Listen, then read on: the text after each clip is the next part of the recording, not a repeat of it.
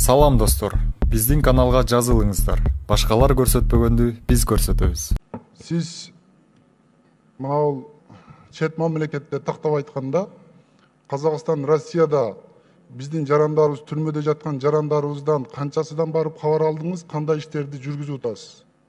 Неге дегенде сиз шайланып атканда сиздин программаңыздын негизги бөлүгү мына ушул чет жактагы жарандарыбыз менен иштешүү, ошолордун укугун коргоо болгон. Ушул боюнча кандай иштерди кылдыңыз? Эми бул Сиз жалпысынан азыр жалпы статистиканы айтып кеттиңиз. Жеке өзүңүздүн демилгеңиз менен канча жол Россияга бардыңыз, Казакстанга? Рахмат. Эми мен бул 18-жылкы баяндаманы бердим да, өзүм болсо 18-жылдын аягында келип, мына бүгүнкү күнгө чейин иштеп атам, 1 жыл болуп калды. Эми бүгүн 18-жылды алсак, 18-жылдын аягын, анан 19-жылы. Россияга мен 1-2 жолу барып келдим, Казакстанга 1 жолу барып келип, омбудсмендер менен жолуктум. Мындан тышкары өзүңөр билесиңер, Евразийский альянс омбудсменов деп биз уюштурдук Москвадан. Ошон уюшчулардын бири ушул Кыргызстандын омбудсмени болду. Россияныкы, Ирандыкы, Сербия 4 мамлекет ушул сунуш чыгарганбызда кирип, азыр бүгүнкү күнү Монголия кирди, дагы бир нече мамлекет. Ушул площадкада сүйлөшүүлөр болуп атат. Эми биздин жарандар боюнча эң биринчи, мындан тышкары мен Россияга барганда эң биринчи балдардан баштадым да. Биздин мигранттын, өзүңөр билесиңер, балдар төрөлүп, анан баягы детский дом Москвада Алтуфьево, анан Центральный деген 2 чоң детский дому бар экен. Ошого барып биздин балдарды көрдүм. Жаш ымыркай, 1 жашка чыга элек, 5 жашка чыккан кичинекей балдар, кыздарыбыз бар экен. Эми ачыгын айтканда алардын ден соолугу жакшы экен, баарыныкы. Медицинский заключениясы менен тааныштым. Аларга очередь экен, бирок мен ошол жерде Россиянын омбудсмени, детский омбудсмени, анан берки омбудсменине да кайрылып, сураныч менен биз жакын арада алып кетебиз. Буларды бербегиле на усыновление. Өзүбүз документин алып эметебиз деп туруп, анан мына өкмөткө да кайрылдым, министерство соцтруда кайрылдым, анан министрдин жардамы менен ошо посольство, ошол жерде биздин өкүлчүлүктөр болуп, бүгүнкү күнү мына 18-жылы барганда эле биринчи, мен ноябрда бардым, 18-жылы декабрдын 15-inde биз уже 4 баланы алып келдик. Азыр 1 баланы жөнүндө иштеп атабыз, бирок бул жерде сизге мынча болуп калды, экинчи кайталабыз үчүн бир нерсени айтып кетейин. Энеси, мамасы түрмөгө СИЗОдо отуруптур. Аны менен да жолугуп сүйлөштүк, бирок ошол сүйлөшүп аны бошоттук биз. Бошотуу эми азыр келатса, посттон биздикилер кармап, азыр кайра Кыргызстан СИЗОсунда отурат да, тияктан эптеп бошотуп алып келсек.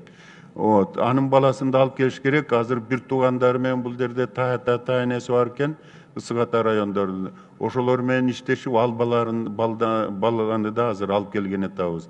Эми взрослыйлар боюнча мен түшүндүм сизди. Взрослыйлар боюнча түрмөдө отургандарды кичине оор болуп атат.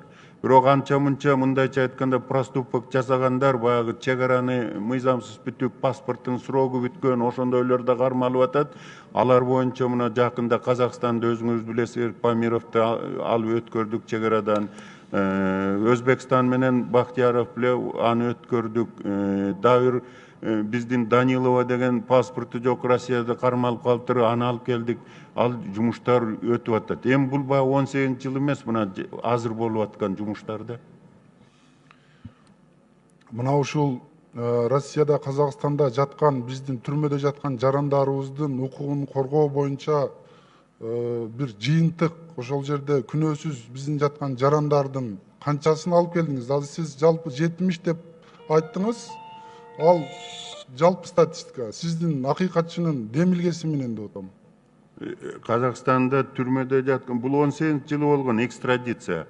Генеральный прокуратура тарабынан. Себеби Кыргыз Республикасында бул милдет генералдык прокуратурага жүктөлгөн.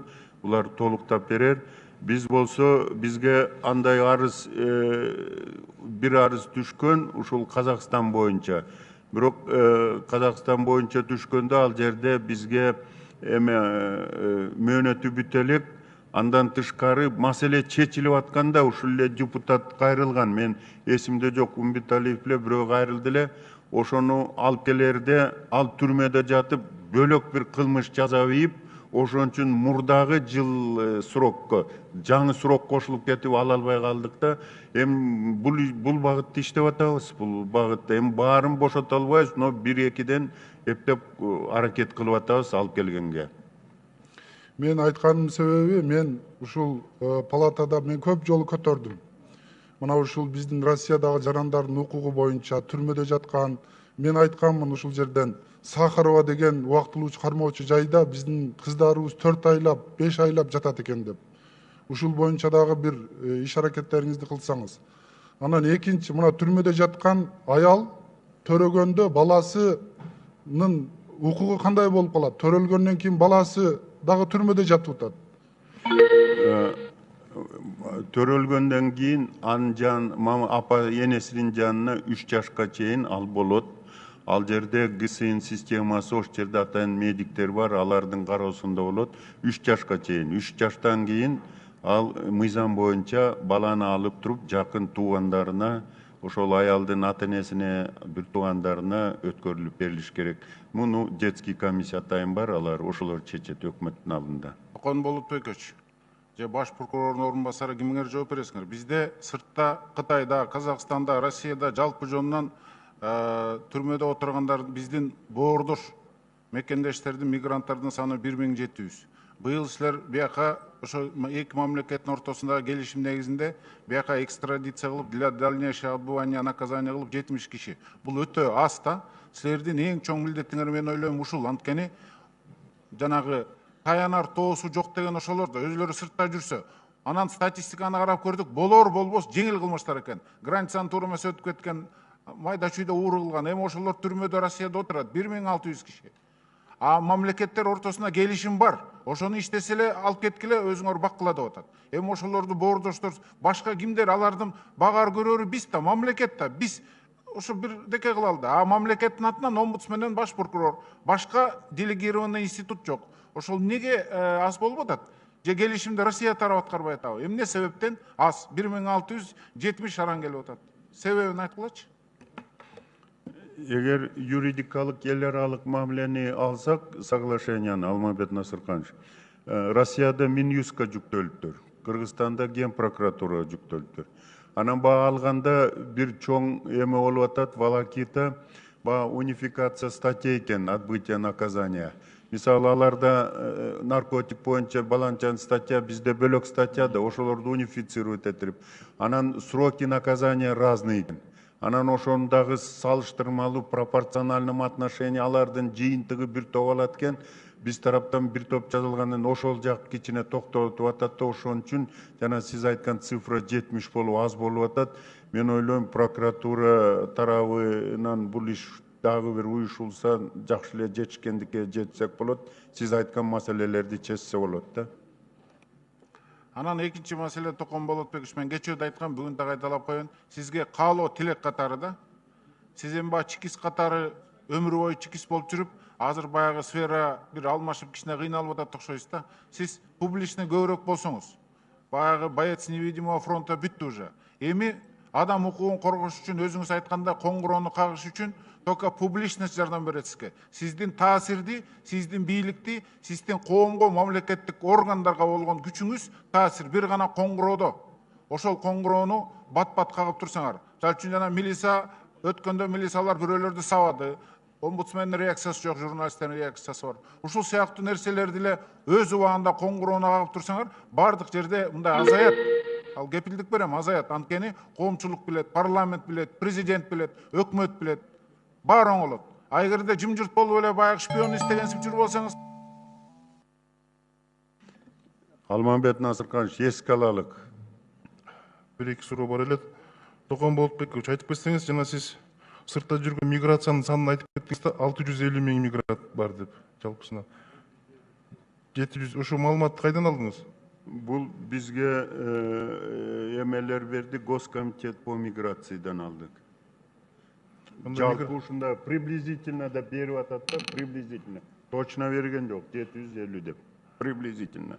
Бул жерде миграциянын өкүлдөрү барбы?